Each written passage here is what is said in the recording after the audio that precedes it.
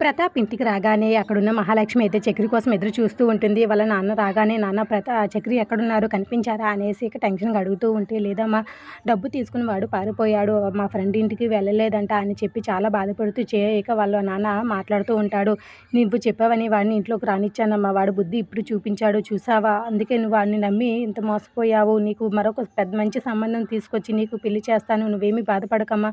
వాడి మోసం ఇప్పటికైనా బయటపడింది చూసావా? డబ్బు అంత నగలు తీసుకుని పారిపోయాడు. నా నమ్మకం నీ మీద నమ్మకంతో ఇదంతా ఒప్పజెప్పాను తప్ప వాడినైతే నేను ఎప్పుడు నమ్మలేదమ్మా" అని చెప్పి ఇక ప్రతాప్ అయితే అనుకున్నట్టుగానే వాళ్ళ ప్లాన్లు అయితే ఇంప్లిమెంట్ చేస్తూ ఉంటారు. ఆది కూడా అలాగే చూస్తూ ఉంటాడు. మరొక పక్క కేశవ, కన్నా, మాధవ వాళ్ళైతే చక్రి కోసం మొత్తం వెతుకుతూ ఉంటారు. చక్రి ఎక్కడ కనిపించక వాళ్ళందరూ అయితే టెన్షన్ పడుతూ ఉంటారు. చక్రి ఆచూకీ అయితే ఎక్కడ కనిపించలేదు. ఇక మహాలక్ష్మి అయితే ఈ అడ్రస్ అయితే చూపిస్తూ ఉంటుంది. ఆ దారిలో మొత్తం వెతుకుతూ ఉన్న చక్రి అయితే ఎక్కడ కనిపించదు. మరొక పక్క ఒక ఇంట్లో అయితే చక్రిని కట్టేసి ఉంచుతూ ఉంటారు.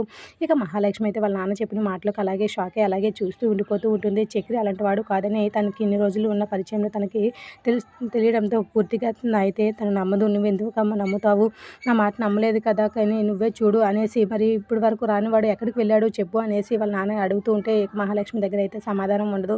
ఇక వాళ్ళ నాన్న మాటలు విన్నా కూడా మహాలక్ష్మి అయితే షాక్‌లో అలాగే ఉండిపోతుంది. చక్రిని అయితే తప్పు పట్టాలని అది ఇక అక్కడున్న మహాలక్ష్మి అయితే అనుకోదు. దాంతో ప్రతాప్‌కి అయితే చాలా కోపం వస్తూ ఉంటుంది. "అసలు ఏం మాట్లాడుతున్నారు నాన్న? మీరైనా అర్థం చేసుకోండి. తను ఇప్పుడు అలా చేయడు" అని చెప్పి మాట్లాడుతూ ఉంటుంది. మరి మహాలక్ష్మికి వాళ్ళ నాన్న ప్లాన్ అర్థమవుతుందా లేదా? ఇక్కడ మహాలక్ష్మి నిర్ణయం ఏంటి? వచ్చే ఎపిసోడ్ మిస్ కాకండి.